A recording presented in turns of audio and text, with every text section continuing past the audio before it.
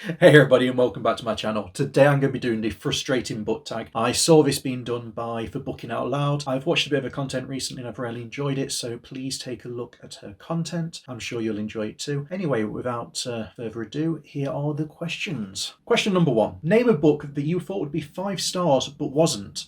For me, this would be the Overlord manga series. I absolutely adore the light novels, I love the anime, so I thought I'd like the manga as well. Unfortunately, for some reason, the artwork in it for the main character Ainz Ulgone just isn't to my taste, and I'm not sure why. It's just puts me off wanting to read the books so much, and I don't think the story flows in it as well as it does on the light novel and the anime. So for me, while I was expecting to absolutely love this manga series, I just couldn't get into it like the other adaptations of it.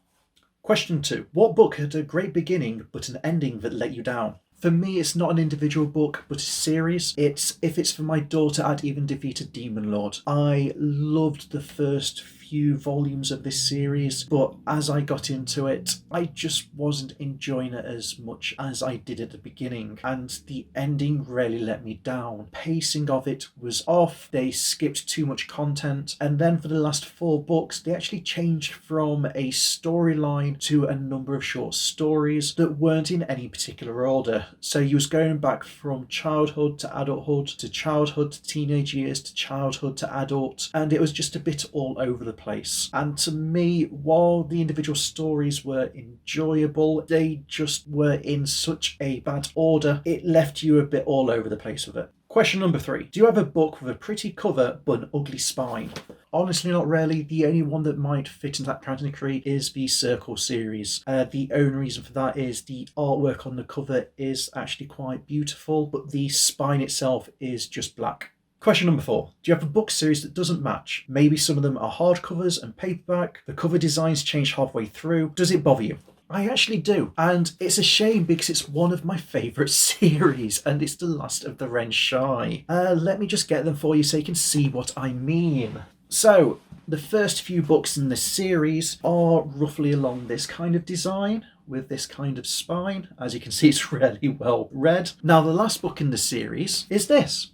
As you can see, it's a completely different design, and the size of the book compared to the others is enormous. I've tried to get it in the same size, but they've only got it in this one from what I can find, and it drives me absolutely crazy. Not to mention, the author has actually just brought out a continuation to the series a number of years later. Now, I am ecstatic about that, but the book itself is a different artwork, and again a different size, being smaller than the originals. So we have a number of books that were all matching to the very last book when she made it, which was then huge. Then the new books in the series are actually smaller than the originals, so they just don't fit together on the shelf. And yes, it does bother me. I like my books in this series to match, and the fact that these don't, it just, drives me crazy.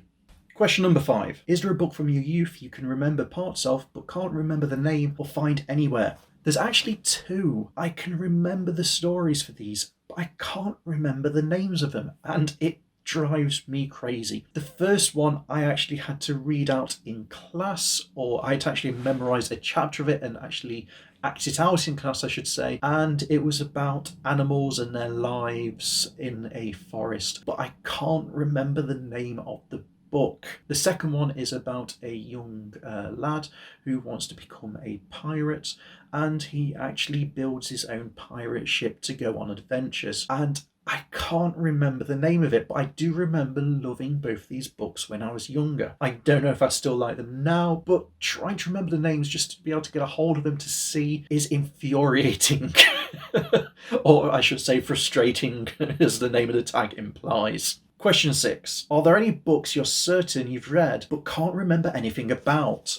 There's probably a few, but nothing too many of those. I remember most of the books in general, maybe not the details behind them, but I remember the general premise of the books and the reason why I bought them. Question number 7. Have you ever recommended a book you loved to somebody and they started telling you everything they didn't enjoy about it? Does it bother you? So I've recommended a few books in the past, but not that many because most of my friends aren't that bookish. The people I've mainly recommended books to in the past have actually enjoyed the ones that I've recommended. The only probably exception is when I've recommended some books to family members like my mother, because we do have a couple of similar tastes, but most of them do vary, and she's taken the books, very interested in reading them, and then never got around to reading them and just said, well, I've changed my mind, they just don't sound like they're for me after all. Without giving them a try. While I can find that a little frustrating, she is like me, she reads a lot of books, so I can understand why she might be more interested in the ones that she knows she's going to like rather than ones that I've recommended. Question number 8. What is your worst experience loaning a book to somebody?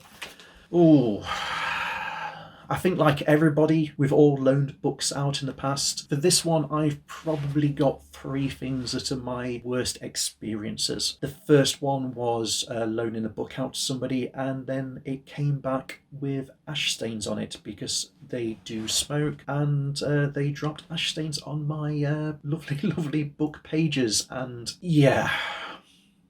The second one was a book that I never got back. The person stopped talking to me for I don't know what reason, and I never got my book back. And it's really frustrating because it's one I actually got from an event I went to where I met the author, and I actually got it signed by the author, and I just can't get that kind of book again. It's the kind of book that you get once in a lifetime kind of thing, because it's not often you get to meet an author and get it signed by them on its release. The third one isn't exactly a book, it's more some hobby magazines that I lent to some friends when I was a child, and I got them back and they came back with cutout pictures in. Now, it still frustrates me to today, but we were kids back then, so boundaries were a bit off, but still, I would never have done that to somebody's collection myself, and the fact that they did meant that I never lent them anything again. Absolutely, yeah.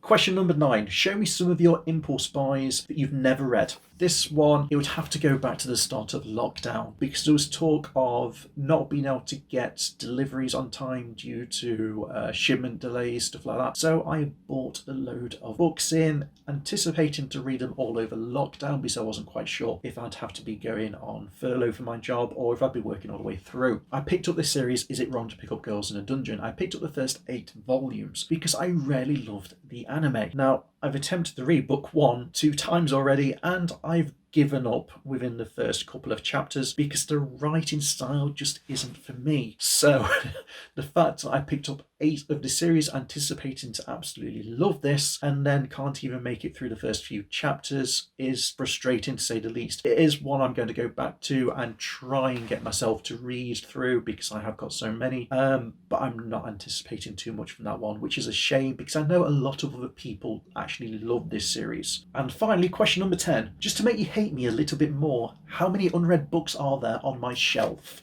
For this one, it's not actually too many. It's the series I just mentioned a moment ago, and then I've got a couple of unread ones from series that I'm actually reading through at the moment, as well as my to-be-read list, which I've just got from a book haul for my birthday, where there's about 10 books in that one as well. So I'd probably say I've got about 30 unread books in total, with a third of them being the series I picked up at the start of lockdown, which I just never got through, and then the others being books that I've actually got on my to-be-read list, which I am actually working my way through at the moment. But as I said, I got like a large haul due to my birthday recently, so I can't wait to get through to those. Anyway, that's all the questions. I hope you've enjoyed this video. So please remember to like and subscribe, and I'll see you next time. Have a good day, everybody.